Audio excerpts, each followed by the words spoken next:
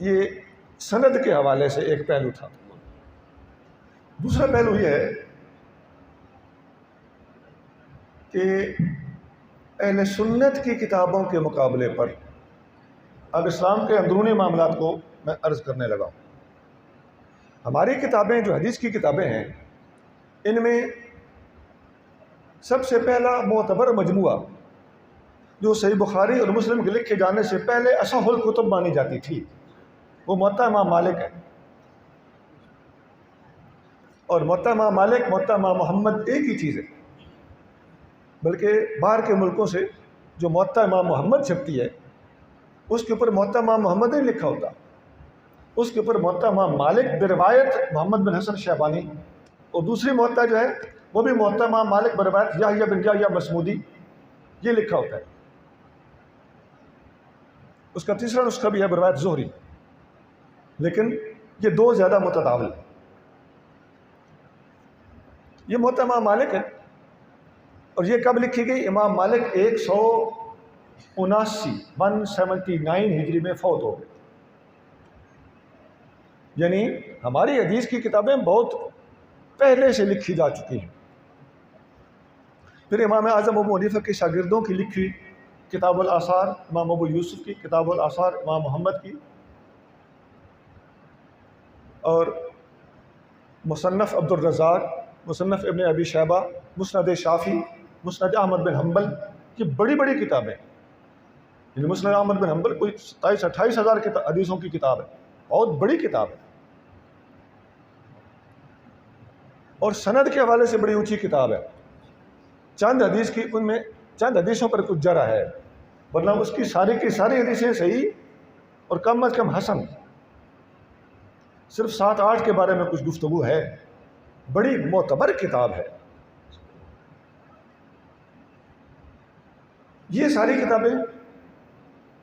इमाम बुखारी रहमतुल्लाह अलैह और शासिता के दीगर मुसन्निफीन की किताबों से बहुत पहले लिखी जा चुकी थी, उम्मत में फैल चुकी थी, और इस वक्त भी मार्केट में मौजूद हैं।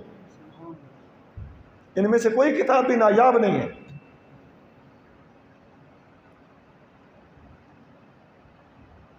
अब शासिता की बारी आती है। शासिता 6 की 6 किताबें 3वीं सदी में लिखी, तो हमारी किताबें पहली सदी में, दूसरी सदी में, तीसरी सदी में मुकम्मल हो गए। ये सदियां आपने याद रखनी है। इमाम बुखारी के उस्तादों और दादा उस्तादों ने इमाम बुखारी से पहले हज़ारों हदीसें, यानी लाख के लगभग उनकी तादाद बन जाती, वो मुरतब कर दी थी। अब इमाम बुखारी 252 हिजरी में फौत हो रहे हैं। अब इनसे चंद साल के फासले पर शासिता के दीगर मुसन्निफीन भी फौत होते गए अपनी अपनी किताबें लिखकर। अब आइए, जब आपने ये नोट कर लिया कि अहले सुन्नत की किताबें पहली सदी में, दूसरी सदी में और तीसरी सदी में मुकम्मल हो चुकी थीं, अब एक और तबका है जो अहले सुन्नत के बिलमुकाबिल माना जाता है। तो सिर्फ मैं एहतियातन कह रहा हूँ अहले सुन्नत के बिलमुकाबिल, पता नहीं किस किस के बिलमुकाबिल है। उन लोगों ने क्या किया, जब वो इतने लेट हो चुके थे, हदीस लिखने का होश नहीं था, इस तरफ ध्यान ही नहीं था, अपने चंद हंगामों में मसरूफ़ थे, एक ही मौजू पर फोकस था, न इस्लाम के दिफा से गरज थी, न कुफर के रद्द से गरज थी, एक ही मौजू था। उनका मज़हब बड़ा आसान था, क्योंकि एक मौजू के अलावा काम ही कोई नहीं। इस वक्त तक उनका ये हाल है, और कोई काम नहीं उनको। तो उन लोगों ने जब देखा कि ये अहले सुन्नत अपनी किताबें मुरतब करने में हमसे लीड ले गए और सनद के साथ लिख गए, तो अब 400 साल गुजर चुके हैं, तो अब सनद कहाँ से लाएं? उनको ख्याल जब आया तो उन्होंने भी किताबें लिखना शुरू की। अब उनकी किताबों को, ये अहले इल्म के लिए बड़े ज़ौक़ की बात है कि हमारी किताबें पहली, दूसरी, तीसरी सदी में मुकम्मल, और इनकी कोई किताब तीसरी सदी में नहीं लिखी गई, पहले में, दूसरी में, तीसरी में नहीं है। इनकी किताबें चौथी और पांचवी सदी में लिखी गई। बोलिए कौन सी सदी? चौथी और पांचवी। ये डेटे याद रखना आपका शरीफ फरीज़ा है। उन किताबों के मुसन्निफीन के हालात ज़िंदगी आप किताबों के बाद मत्थे पे लिखे हुए पढ़ सकते हो कि कब फौत हुए। अब जब चौथी और पांचवी सदी में हमारी किताबों के बाद उन्होंने किताबें लिखनी थी तो सनद कहां से लेते? अब मैं आपको बताता हूं कि उन्होंने सनद कहां से ले ली। उनकी किताब उसूल काफ़ी है, उसके सफ़ा नंबर 2 पर जो मुकदमा है उसमें लिखा हुआ है कि खुजू मा वाफ़क़ल कौम। वो कहते हैं कि इमाम जाफ़र सादिक रज़ियल्लाहु अन्हु ने फरमाया, हालांकि उनका ये फरमान नहीं है, ये तो उनका अपना मामला है ना।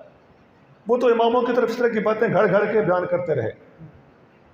ये भी बात उन्होंने मनसूब की है कि इमाम आली मकाम ने फरमाया कि दऊ मा वाफ़क़ल कौम, जो सुन्नियों के मुताबिक हो वो छोड़ दो। फ़इन्न रुश्द फ़ी खिलाफ़िहिम, इनकी मुखालफत करो तुम्हें हिदायत मिल जाएगी। रुश्द व हिदायत इनकी मुखालफत में है। अब हदीसें लिखना आसान हो गया कि ना हो गया? फार्मूला मिल गया कि तुम तो 400 साल लेट हो चुके हो, अब हदीसों की सनदें कहाँ से लाओगे? अब रसूलुल्लाह सल्लल्लाहु अलैहि वसल्लम तक पहुँचना भी तुम्हारा नामुमकिन हो चुका है। अब यूँ करो कि इन इमामों को मासूम बनाओ और हदीस इन तक पहुँचा के कहा करो नस से मासूम आ गई है।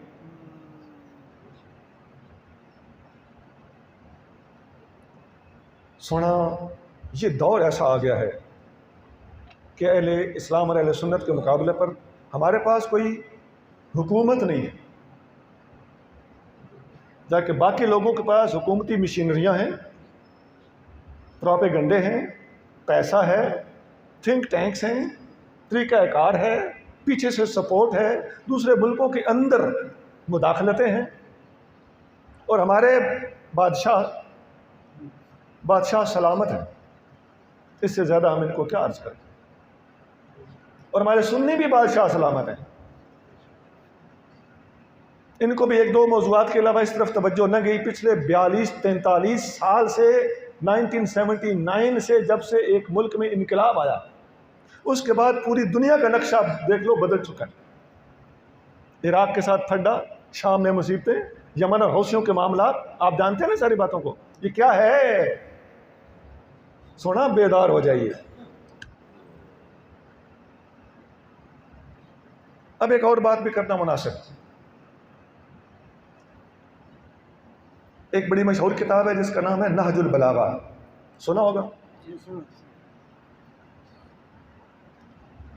ये कब लिखी गई? इसका मुसन्निफ कौन है? इसके मुसन्निफ का नाम शरीफ रज़ी है। ये फौत हुए हैं 404 हिजरी में। बोलिए जी कौन सा साल है? 404 हिजरी में फौत होने वाले मुसन्निफ का नाम शरीफ रज़ी है और किताब का नाम है नहजुल बलागा। और ये किताब, बाकी तो सच्ची झूठी सनदें घड़ ली ना, इस किताब में सनद है ही नहीं।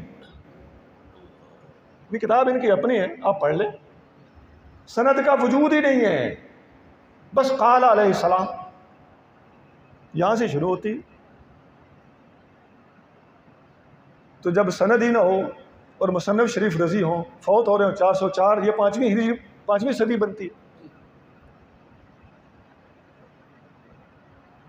ये बात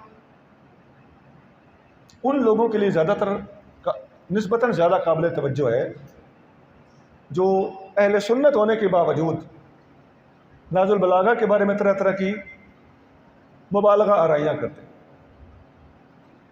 कि इसको सूफ़ी पढ़ाते रहे हैं। खुदा की अज़मत की कसम, सूफिया ने कभी इसको टच तक नहीं किया। मैं इल्मी हवाले से टच करना कह रहा हूँ, लाइब्रेरी में शायद पढ़ी होगी रद्द करने की गरज से।